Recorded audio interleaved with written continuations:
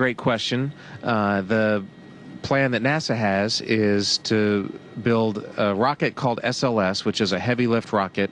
It's something that is much bigger than what we have today, and it will be able to launch the Orion capsule with humans on board, as well as landers or other components to destinations beyond Earth orbit. Right now, we only can fly in Earth orbit. That's the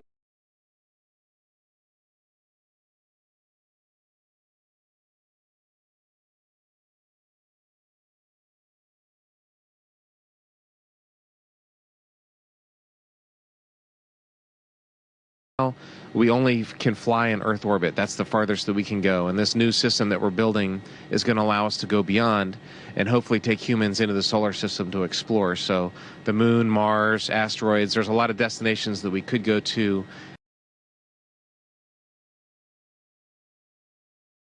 And we're building these building block components in order to allow us to do that eventually.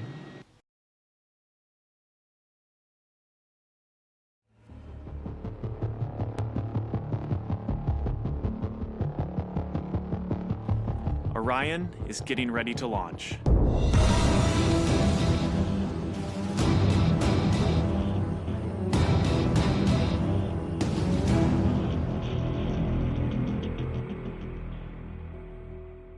My name is Kelly Smith, and I work on navigation and guidance for Orion. Orion is NASA's next-generation spacecraft. Built with versatility in mind, it can take astronauts deeper into space than we've ever gone before, to an asteroid or even onto Mars. For these missions, Orion has to be one tough spacecraft, withstanding high speeds, searing temperatures, and extreme radiation. Before we can send astronauts into space on Orion, we have to test all of its systems. And there's only one way to know if we got it right. No astronauts will be aboard. The spacecraft is loaded with sensors to record and measure all aspects of the flight in every detail. It all begins with launch, aboard a Delta IV Heavy. As the spacecraft and the upper stage begin their first lap around Earth, Mission Control in Houston is monitoring the progress of the flight. Orion's over 100 miles up and going about 17,000 miles per hour. Just as it passes over the Indian Ocean, we lose communication. As we get further away from Earth, we'll pass through the Van Allen belts, an area of dangerous radiation.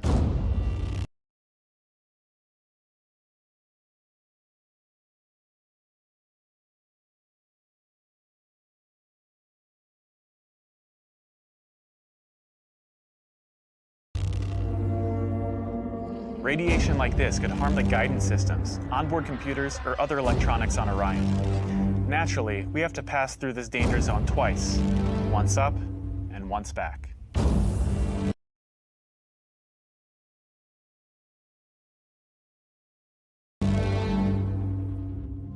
But Orion has protection.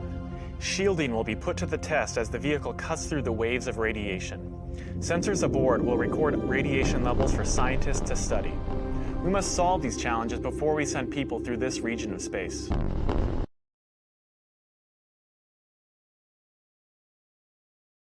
It's great to be a part of this first space flight for Orion, and we're looking forward to beginning a new chapter in human space exploration.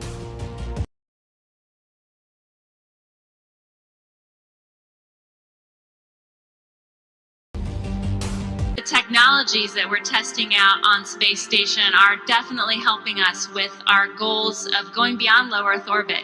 Early in the next decade, the set of crewed flights will test and prove the systems required for exploration beyond low Earth orbit. I'd go to the moon in a nanosecond. The problem is we don't have the technology to do that anymore. We used to, but we destroyed that technology, and it's a painful process to build it back again. Mr. Armstrong, Bart Sibrel, ABC Digital. Wanted to give you the opportunity to swear on the Bible that you walked on the moon. Will you put your left hand on the Bible and swear to God that you walked on the moon? Gentlemen. Mr. Sibrel. Yes? If you really walked on the moon, why would you not do that? So why don't you just put the end to the record in the argument and put your hand on the Bible, swear to God you walked on the moon. Mr. Seibel, knowing you, that's probably a fake Bible. Really? Well, no, it's a real Bible. You have the opportunity to have $5,000. The meeting is not open. Well, you have $5,000 cash. You can give it to charity if you swear on the Bible that you walked on the moon. I have the tape. Sure. That'd be fine. Why don't you swear to... Why not? Why won't you do it? So why don't you put your hand on the Bible and swear to God that you walked on the moon? Mr. Seibel has made a fool of himself in front of the world. Mr. Seibel, you do not deserve answers. Why don't you talk to the administrator in NASA?